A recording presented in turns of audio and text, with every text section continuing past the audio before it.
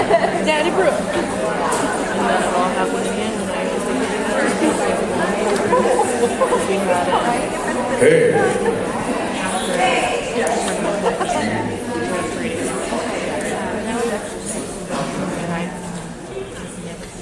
Welcome to Spokane Community College's Fall Conference. I'm Laura, I'm one of your Speak Out presidents, and I'm here to introduce Paul Tikker. Paul has 35 years of teaching experience at SCC. He started in 1979. He has received one of the college's highest instructional awards. It's chosen by the students, and it's Outstanding Faculty Recipient. He was elected to the Community Colleges of Spokane Hall of Fame and the Northwest Community Colleges Hall of Fame. I personally have him as a teacher, and I think he's an incredible and wonderful and dynamic speaker, and that's why we invited him here today. And it is my honor and my privilege to introduce to you Paul Tikker.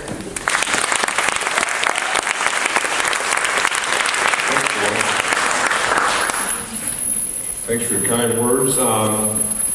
What a great place to go to school, Spokane Community College. I mean, this conference has been going on for a number of years. They do it in the fall and the spring.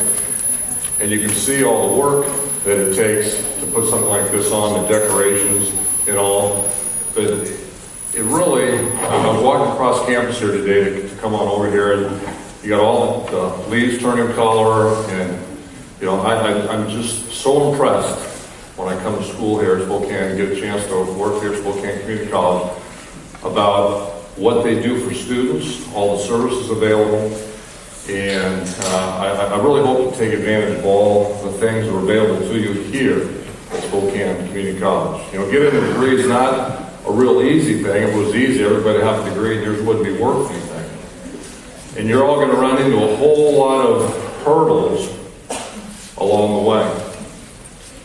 And whether it's, I'm not picking on the math department, but whether it's that math requirement, whether it's that lab science, whatever it is, and then, of course, some of you are parents, some of you are single parents.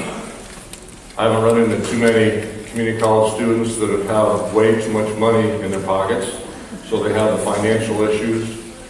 And so you're dealing with a lot of different things. It always blows my mind when my students show up in the classroom, and I'm thinking, wow, I kind of know their story, and they still showed up. And that speaks volumes about you. But when you run into those hurdles, as you're going to run into them, one of the things that's going to help you clear those hurdles is how you choose to view those challenges in your life, you see, and the things are going to come up during the degree process.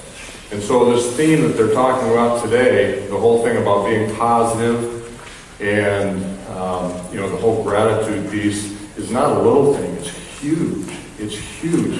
It's really what gets many, many people through those most difficult times in life, because it gives us a chance to put things into perspective. So that's what I'm going to kind of refer to today. The students, you know, asked me to, I'm kind of the stress management guy on campus, and so they asked me to tie that whole piece of, you know, how do, when we look at things and our perceptions, our attitudes, how does that influence our stress level? And obviously, I believe it is one of the biggest assets we have when we have these demands come up in our life. And so that's kind of the point, the area that I'm going to come from today. And my goal, my hope, my objective here today is I hope that when you leave here today, I know you've listened to a lot of people, and boy, I tell you what, Grace Leaf and Linda, I mean, it's kind of intimidating. Those two gals are icons. And here I am trying to follow them up. But I hope you can pull just a few things. You know, it's hard to absorb. We all talk about a lot of stuff, but if you can just pull a couple of things today, and then, you know, give a test drive. Say, I'm going to give that a try and see if that doesn't have a positive impact on my life. I just want to read you one thing. In my class, in my online class this week, the discussion question was, so, the first 7 weeks, have you learned anything? Have you taken anything you've learned, applied it to your life, and what kind of impact, if you have, is that starting to have in your life? I just want to share this with us. I'm starting to look at things differently, with a positive perspective. Having a better attitude on these things is reducing my stress, making me feel better all around. feel good to see. And so that's where I'm coming today from, is this whole idea of how we can use our attitude and our perceptions as a stress-reducing tool. Because, boy, I'll tell you what, our attitude can produce stress, can it? I know not for anybody in this room, but you all know people that has that kind of attitude that really does generate and promote a lot of difficulties in their lives. A lot of stress. Okay, so living a full life. Some people probably think, who's this guy think he is? Talking about living a full life. And I was trying to think of a title to talk about today. I've had a lot of people say, Tikker, you're full of it. And I thought, well, I'm sure they're talking about life, and so that's the title here today. Okay, so let's take a look, just real, and I know some of you have been in my classroom, some of you maybe have been at some workshops I've done, but just real briefly, the stress response. Everybody experiences the stress response. Life has tremendous demands in it. And some of you, if life's been just nice and cheesy and no problem, just wait. The challenges are coming. So this stress response is something the body does, and when you put a demand on it or you put a challenge on it, the body's going to change chemically. And it's going to give you energy. It's going to start dumping sugar into your system. It's going to start circulating more oxygen. And you're going to be able to rise up and meet these demands. And this thing is unbelievable when it comes to dealing with these demands. Very resilient. The problem occurs is the way this thing was wired originally was you're supposed to meet the demand, and once the demand's met, you're supposed to go back to this steadier balanced state called homeostasis. And in America, we meet a demand and there's 5 more waiting for us. And so we're processing demands a lot. Again, a lot of people are dealing with not just the school demands, but relationships, finances, health issues, all kinds of things. And they never really get a chance to get away from that ongoing demand that are placed on them. Okay? So, the stress response, now we're starting to see this hyper secretion of these chemicals. Instead of it just being a one-time thing or periodically throughout your day, many people are hyper-secreting these chemicals, and it's starting to have some real health impacts. So, in a stress management kind of class, we talk about how do we intervene in there so we can filter out some of these harmful effects. How can we create a little more homeostasis in our life so we're not always just turning this thing on and meeting demands and dumping all these chemicals? Okay, so that's the stress response. It's that fight or flight thing, and you've all heard that term before.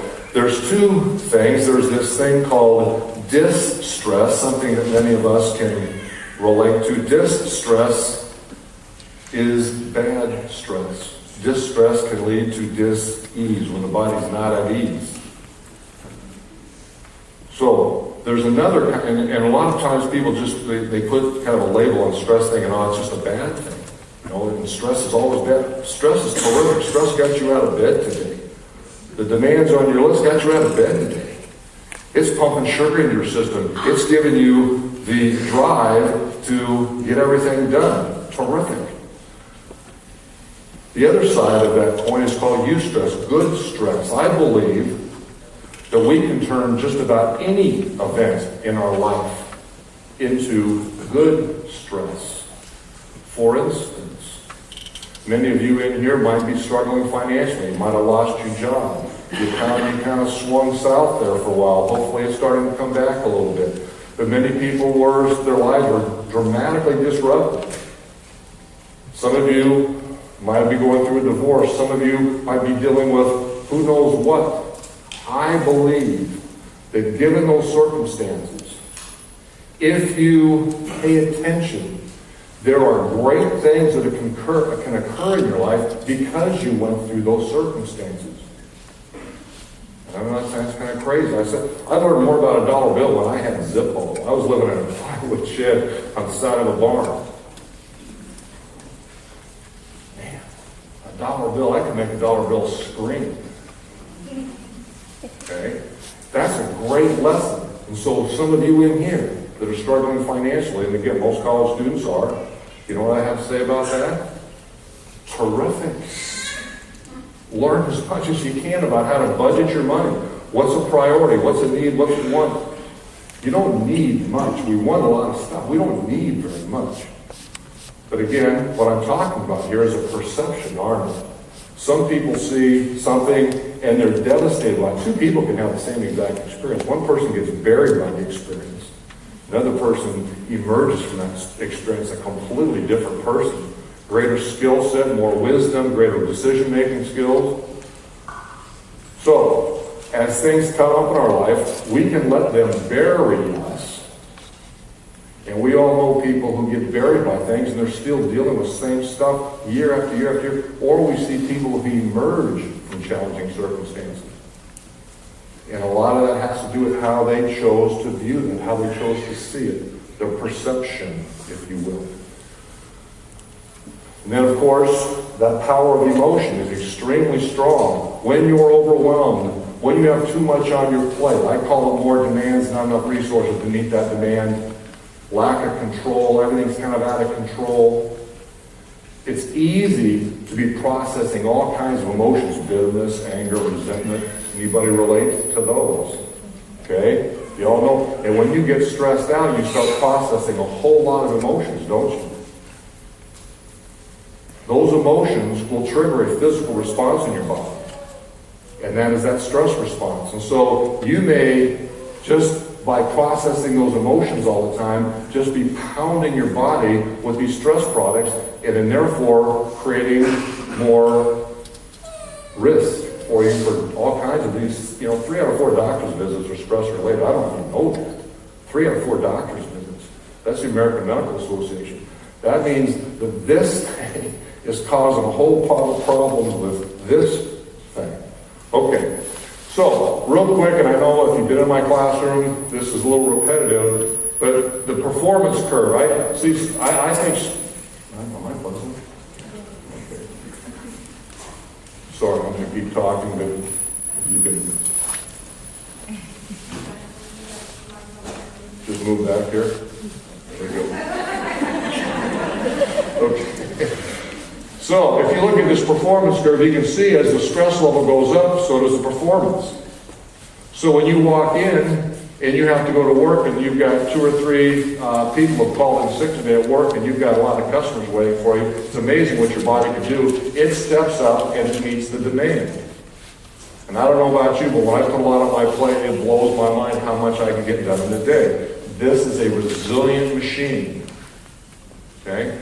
The problem occurs when we get to that point, I call it the point of diminishing return up there at the top of the arc, where you have too much stress in your life, not enough resources to meet those demands, and all of a sudden you start to see the performance taper off. You start to see things not going well at work, not well in your relationships. You start to see health issues come up. You start to see the resentment, the bitterness, the anger. Anybody relate to that? Okay? And when that occurs, that's your body screaming at you, trying to get your attention, saying, come on now, we got too much shaking going on here. And so there's a fine line in there between stress being something that's useful and healthy and helpful, that energy piece, versus when you tip over that line and it starts to become a destructive piece and it starts to have real negative effects in your life. Okay? And so again, I'm just trying to set the tone as to what this whole perception, attitude, thought process piece has to do with this stress thing that the students asked me to talk about. Now, I really like this little model here. It's a balance bucket. And I'm going to be using this kind of for the time we spend this morning, because we're going to look at how do we live a full life? How do we keep this thing full? And I'm going to be referring back to this bucket. And if you just take a look at this bucket, we have enough adaptive energy when we wake up in the morning to meet our demands. Like I said, you're all aware of that. When the lights come on, it's amazing we can step up to the plate and get a lot done. Okay? There's things that are going to happen in your day-to-day that are going to suck the energy out of you. You all know what some of those things are. Might be finding a parking place at Spokane Community College. Pay your fee, can't find a parking place. Could be conflict in your home. It could be conflict with one of your teachers. It could be conflict with one of your students, fellow students. Okay? Could be all kinds of things. Okay? Could be going to work this afternoon. You work in a real tough situation. You work with some real negative people. Maybe when you walk in the door at home, you're living with your roommates with some real negative people. And that just sucks the energy out of you. So I think most of us can relate to things that drain our energy. At the top of this model, you see things called fillers. Things that give you sense of purpose, happiness, fulfillment, meaning in your life, joy. Some people say, I'm going to tell you that kind of crap.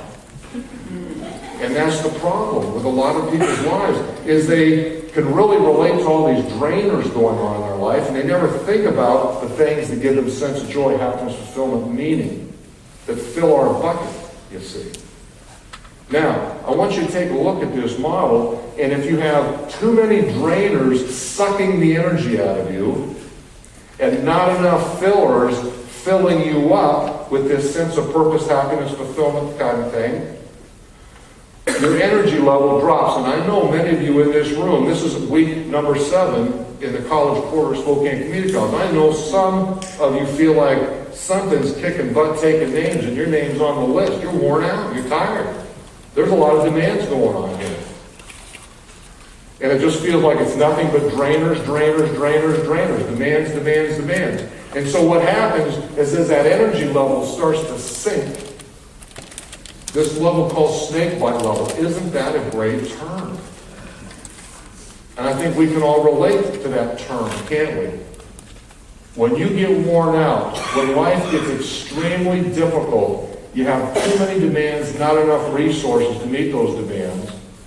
All of a sudden, how are you treating other people when you're at snake bite level? Are you kind, understanding, patient? I know you all are. That's very difficult when you're worn out. Who usually receives that? When you're at snake bite level, who gets the brunt when you're at snake bite level? People you care the most about. Isn't that ironic? You see. Not uncommon in many people's lives. Now, if we take a look at this, by the way, how do you treat yourself when you're at snake bite level? I'm sure you get plenty of sleep. I talk to students all the time, they tell me they're sleep deprived. Okay? That's not a good thing.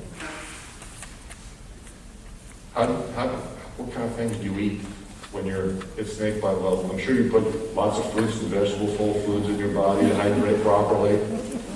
Or are you eating conveniently? Isn't it easy when life gets difficult to eat conveniently? Fast food, convenience stores, things like that. Get plenty of exercise when you're snake bite level? Or do you sit around and feel horrible about things?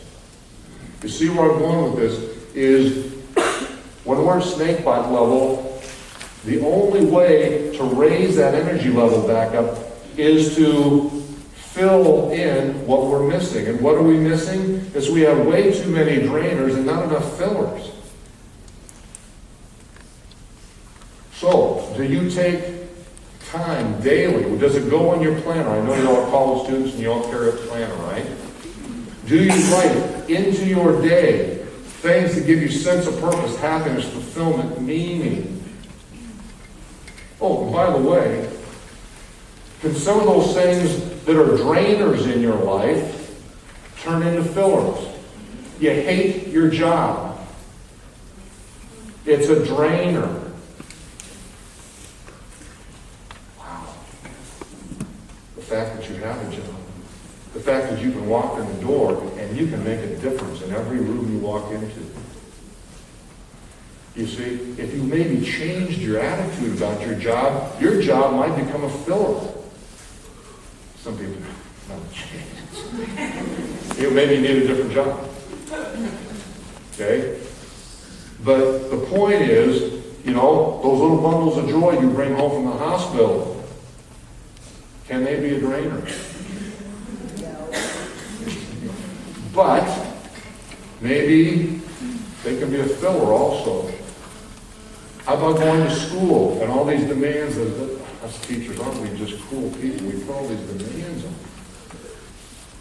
Man, I hope you wrap your arm around this experience and learn as much as you can.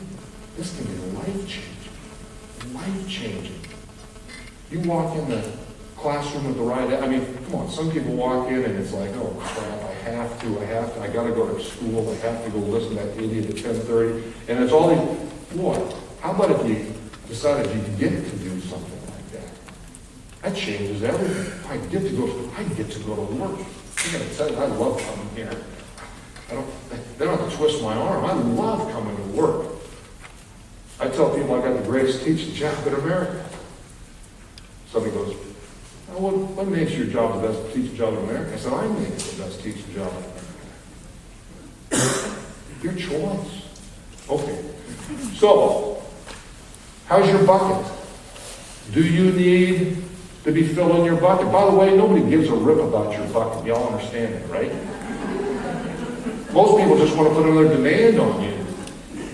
You have to care about your bucket. You have to take the time.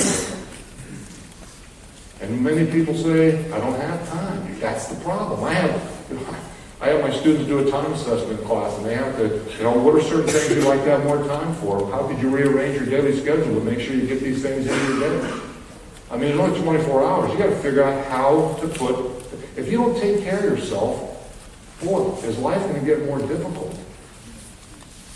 So you got to be selfish, and you got to put things in life that give you a sense of purpose, happiness, meaning, fulfillment. And I hope you think about those kind of things. Okay, so this culture we live in, pretty comparative culture, isn't it?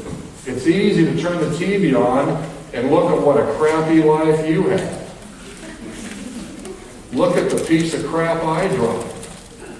I don't get to go sit on beaches like that. I sure as hell don't, I sure don't look like that. You see? And isn't it easy? Every single commercial you look at on TV is intended to make you discontent with your life. You know that, right? Wow.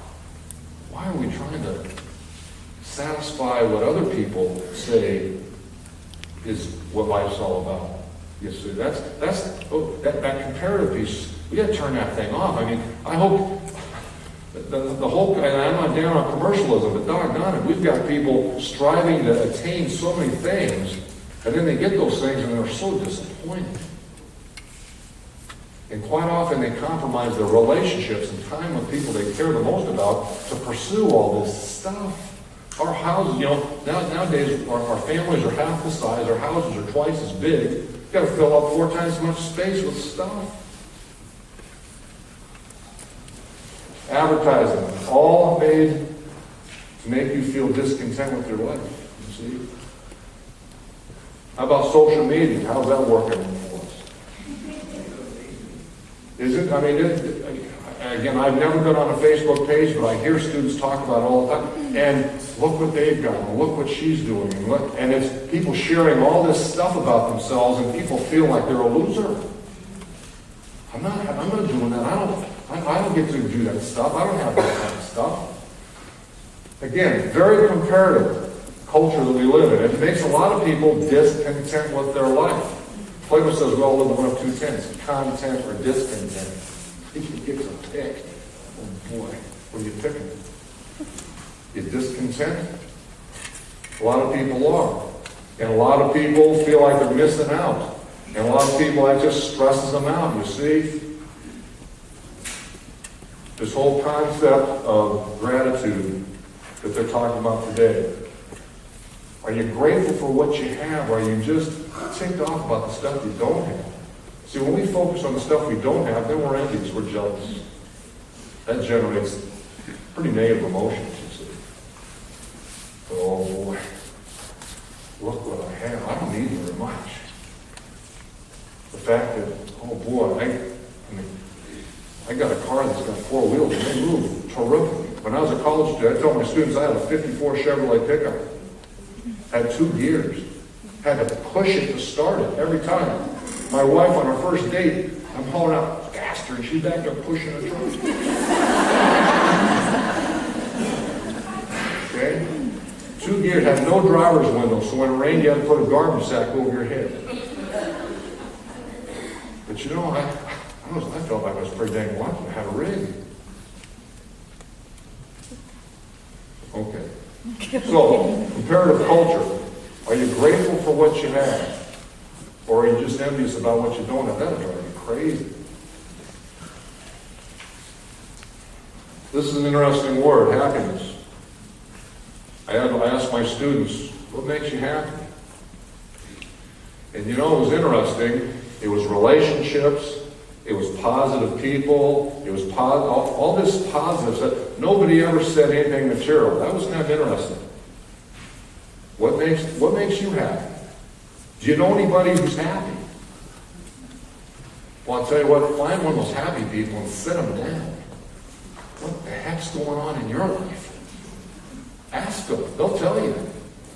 They probably have a pretty upbeat perspective in their life. They're probably pretty content with their life. Where does it come from? Is that can you go down to the Safeway store and say, give me $5 worth of happiness? I'm running low today. Give you a 6-pack. Okay, number 1 coping mechanism in America. Thank you very much. I hate to say that on a college campus, but it's alcohol consumption. Okay? Self-medicating. But isn't happiness something you just flat have to eventually choose? Whatever your circumstances are. And I know a lot of your stories. A lot of you have challenging circumstances. What are you going to do with those circumstances? That's your choice. But when you start beating yourself up and start to feel horrible about what's going on, it just creates a vacuum and creates a whole lot of more issues. How do you get happiness? Like I said, I think it's something you create right here. I think this thing can be your greatest asset. It can also be your greatest liability. I think it can take you anywhere you want to go. I also think it can keep you from going anywhere. And we all know people who we could attach their name to what I just said. People that blows our mind what they do with their life. And then there's people that blows our mind what they do with their life. Because they do so little. I saw that today I choose that. I saw that on a t-shirt. And I said, man, that's pretty good. Because ultimately it comes down, it's a choice that we make. It's how you choose to think. Can you be dealing with a lot of challenges in your life and still say, you know, I'm going to make today a great day. I'm going to do the most I can today. I'm so grateful that I woke up this morning. That's a choice. This attitude piece, and I know maybe you're getting probably tired of the attitude piece here, and I'm going to throw a few things out. A student brought this in. It's called Cherokee Wisdom. I think it's pretty good. It's called Two Wolves. One evening, an old Cherokee told his grandson about a battle that goes on inside people. He said, my son, the battle is between 2 wolves inside all of us. One's evil. There's anger, envy, jealousy, sorrow, regret, greed, arrogance, self-pity, guilt, resentment, inferiority, lies, false pride, superiority, and ego. The other is good. There's joy, peace, love, hope, serenity, humility, kindness, benevolence, empathy, generosity, truth, compassion, and faith. The grandson thought about it for a minute and then asked his grandfather, which wolf wins this battle? And the old man simply replied, the one you choose to feed. A lot of truth to that, isn't there? The messages that we feed ourselves, how we look at things. This is a concept I talk to my class about what you choose to focus on. I know some of you have probably heard of this whole concept of selective awareness. But I tell the story, and I'm going to use a story about a student I had in class just because I'm assuming most of you in here are students. But I just think it's a great example of somebody taking a difficult circumstance and choosing to focus on what's going to lift him forward in life instead of hold him back. I was talking to a group of students about what's the best job you've ever had, and that's always an interesting topic because a lot of students have some pretty interesting jobs, and this young man says, current job I have, it's a great job. I said, what do you do? He says, I work in a convenience store. I said, really? He says, yeah, downtown Spokane, graveyard shift. And I said, whoa. I know a lot of people who would call that job something different from the best job. So I said, what makes this job such a good job for you? He goes, well, you know, so I've got 2 little kids at home, and I work 11 o'clock at night till 7 o'clock in the morning. I said, yeah. He says, I never miss out on time with my children. Selective awareness, right? He's choosing to focus on what's the positive part of this experience. And then he says, you know, at 2 or 3 o'clock in the morning, we're not real busy, so I get a chance to do most of my homework. Selective awareness. He's choosing. He could look at something, and he said this, he goes, you know, I run into some pretty interesting people at 3 o'clock in the morning. Wow. Boy, some of us will probably call those people a little bit something else besides interesting. And then he said this. He says, you know, he said, some of these people come in, he says, and they're struggling. He said, I think I can make a difference in their life. If I spend just 2 or 3 minutes and interact with them and maybe lift them up a little bit, I think I can make a difference in their life. And I said, wow, this guy can work for me. I mean, couldn't he work for you? He understands that his little job has tremendous potential to impact people. So instead of focusing on the fact that he's working in downtown Spokane in the middle of the night, you know, away from his family, and because you could surely complain a lot about that, couldn't you? He chose to focus on the positive piece. That's called selective awareness.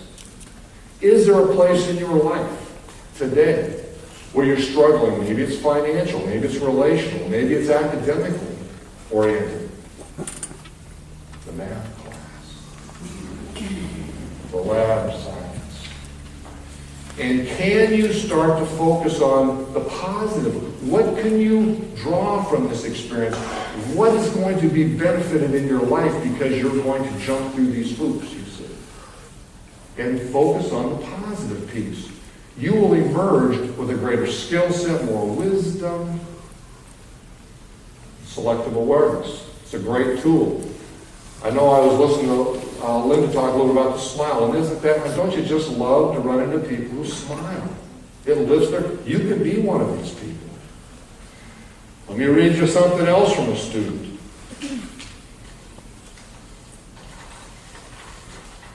This was an online student responding to a question in the online discussion area.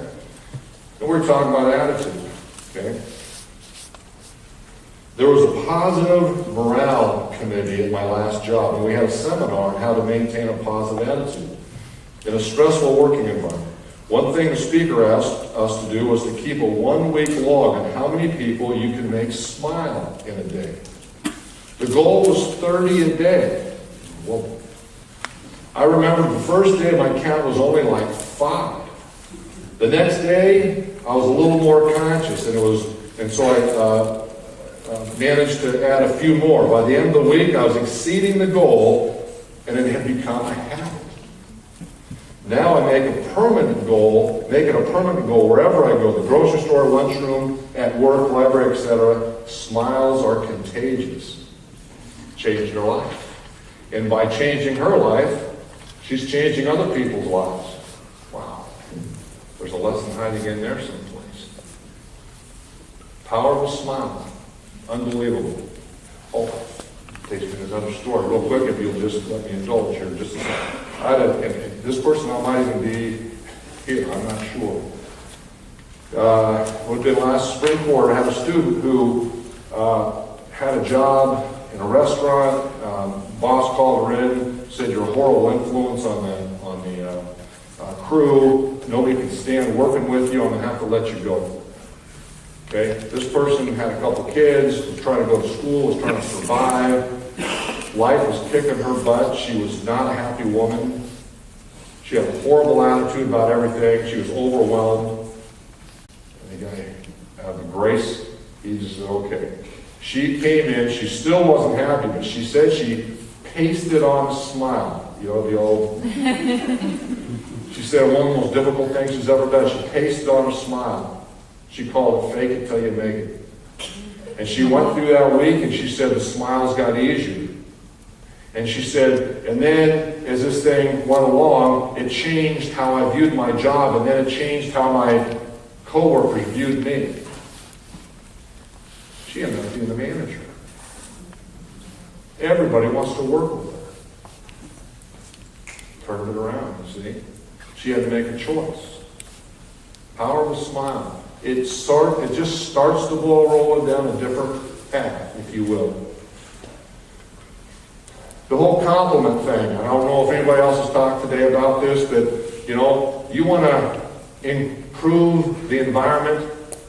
Start complimenting people. When you walk in the door at home, lay a compliment. Boy, I'm so happy about it. I'm so grateful for it. I really enjoy it because you do. Let people know why you appreciate them. Change everything. You in conflict with anybody? I don't know about you, I don't like getting in conflict with people. It's a big time stress producer for me. You want to resolve something. You want to resolve it as soon as you can. You walk in, set people up with a compliment. Tell them why you appreciate them. It'll lower their guard, it'll take the defensive mechanisms down, might open up dialogue, you might be able to resolve the issue. Try that today. You're looking for little things to try that. Try 3 compliments today with people it'll blow their mind. Number 1. They might call 911 thinking you're a nut job. Give it a try.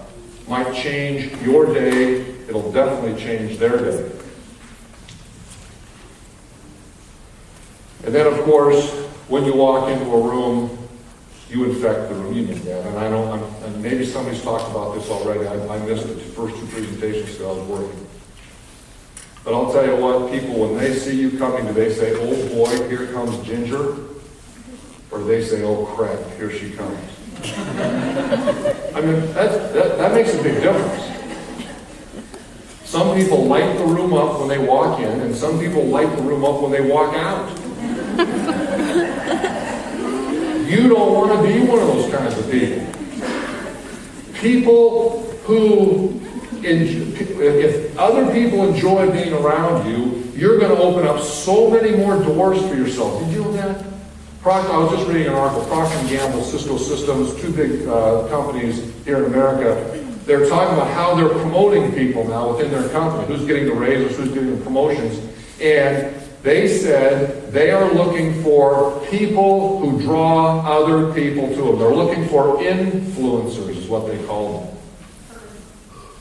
Are you an influencer? Are you somebody that draws people? Or do they run like heck and they say, you come? You walk into work today. I know some of you are going to go to work today. You walk into work today, you can light the place up.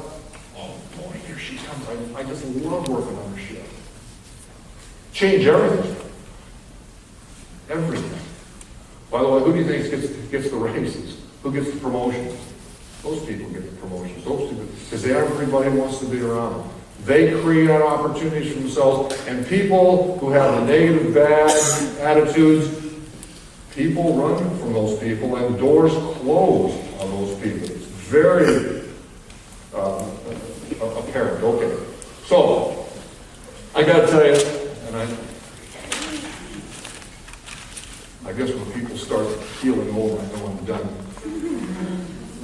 I drive in, I live out in the northwest part of town, and I drive in, my Audubon Park in through there, and I come in about 5:45. I get on campus at about 6 o'clock. And there's a guy, now this just shows you what one person can do. There's a guy, I call him the waiver. And some of you might know the waiver. The waiver might be in this room. And if you're in this room, keep doing it. This guy is out running along Northwest Boulevard out there, and it's dark, and you're driving along, and all of a sudden you see this guy, he's running by, and he's waving. He's waving at every single car that drives by. I talk to people, you start looking forward to the waiver. He makes, your head's on a swivel, and you're waving back. I know a whole lot of people who drive that road, everybody wants to see the waiver. It sets the tone for their day. You could be a waiver. Is he waving something at home, kid? No, he's not on the road, he's on the sidewalk. And he's just, I mean, he's digging life. Okay. So, maybe you could be a waiter.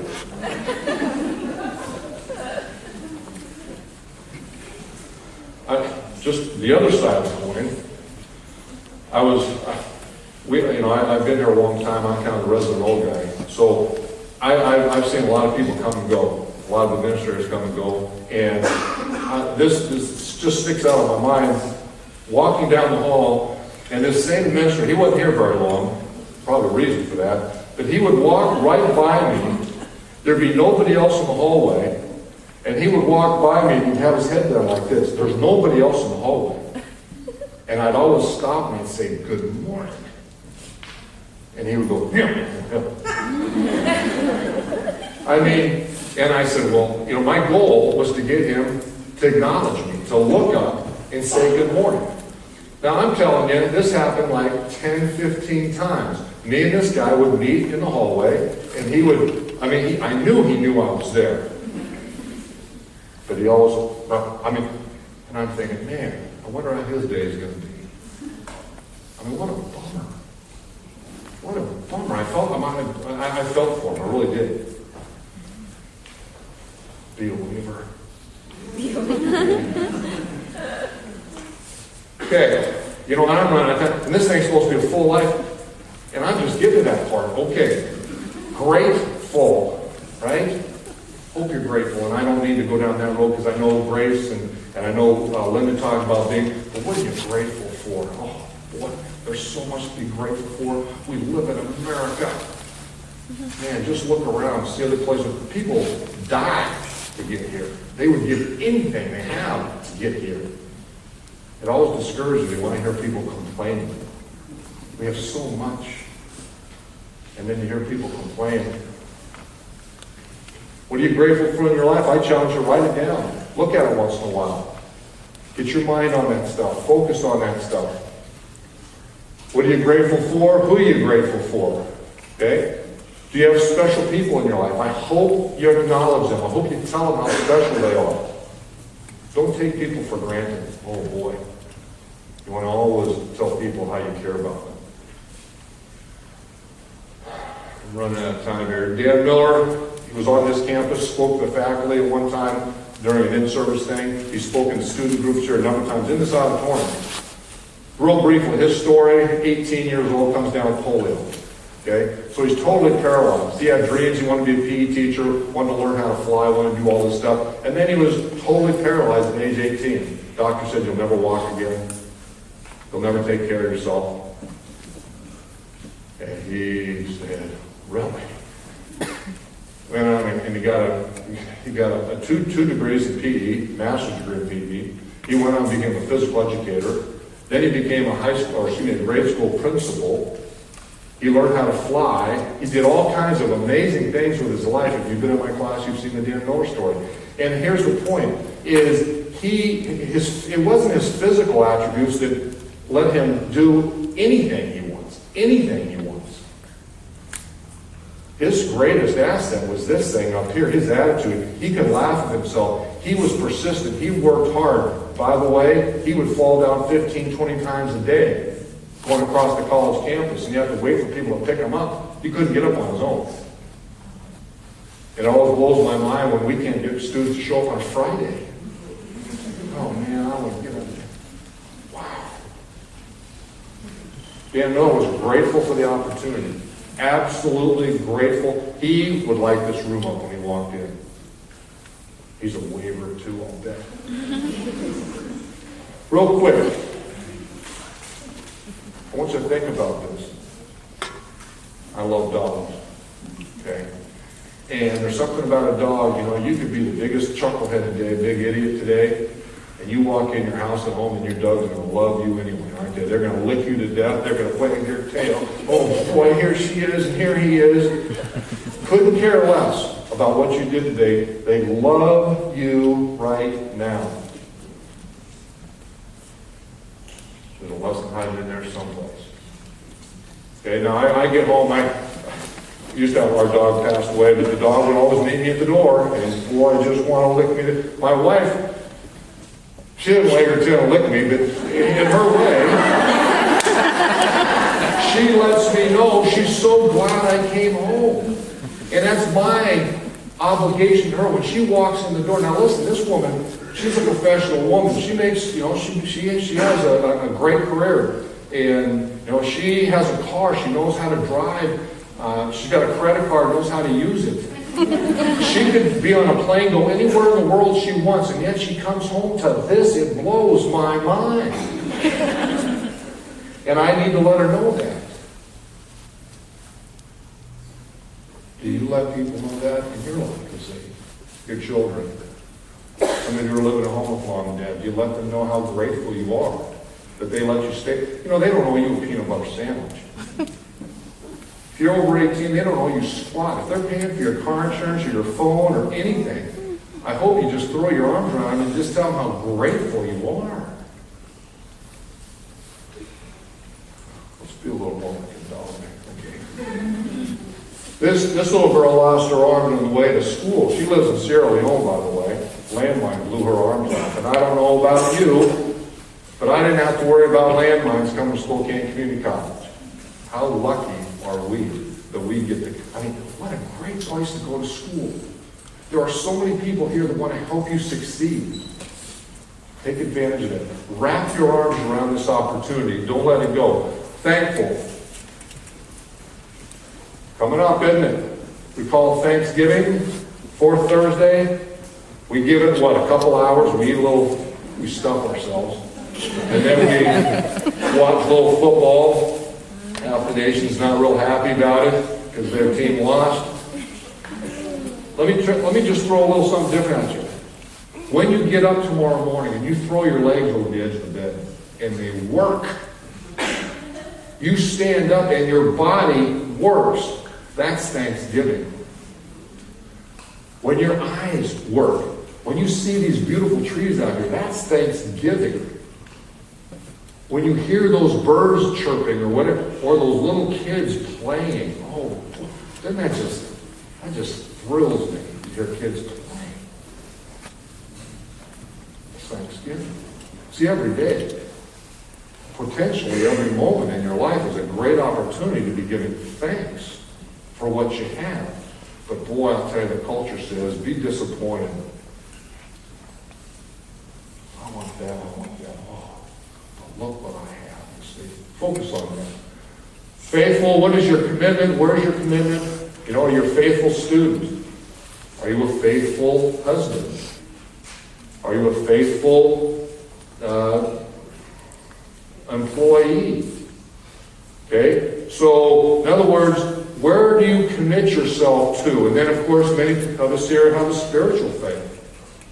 It gives us that sense of purpose. It gives us a chance. It's that lens we look through when things occur in our life. When your narrative in life, and you know, we all have this idea how our life is going to play itself out, and it never does it? Stuff comes along and tips our cart upside down. The health issue, the financial issue, the loss of the job, the divorce, whatever it is, and it kind of rattles our cage. And then many people use that last piece. It gives them that sense of purpose. It gives them hope and things of that nature. I know I'm running out of time, so I'm speeding up here. I didn't manage my time very well here. Peaceful. The value of quiet.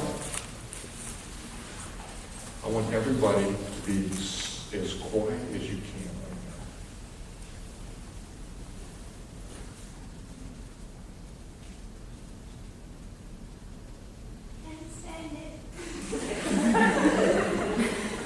That's not uncommon, by the way. I've asked large groups of people, let's all be really quiet. And then all of a sudden, the foot's going like the jimmy leg's going, and you know, it makes people really uncomfortable. The value of quiet, that's a bucket filler, by the way. I don't know about you, I get up early in the morning and I love sitting in the peace and quiet of my home. It's uncommon, isn't it? Because we're so wired in to things that stimulate us. And the body needs quiet. The body digs quiet. Let's take the quiet.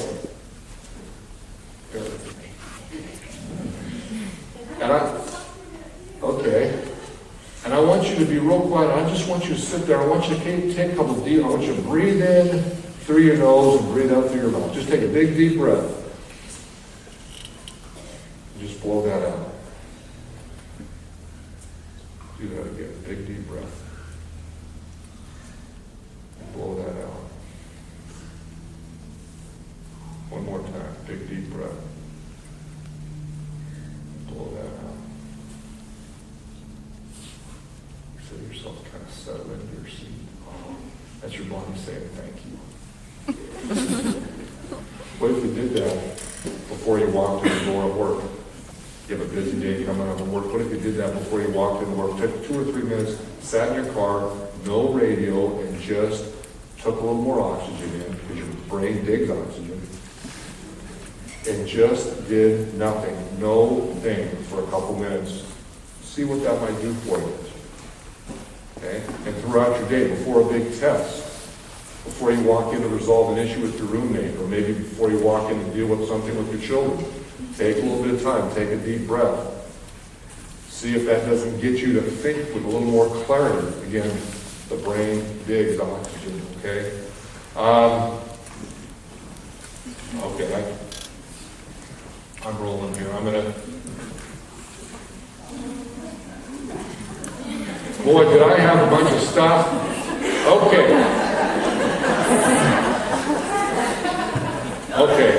What's going on between there is our choice. There you go. Now,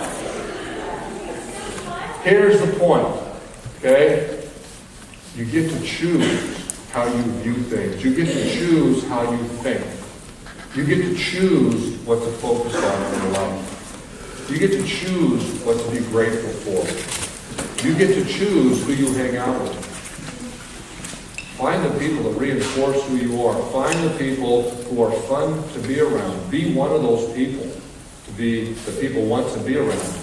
It'll dramatically change your life. Be a waver. Infect other people. Thanks for not falling asleep. Thanks for coming.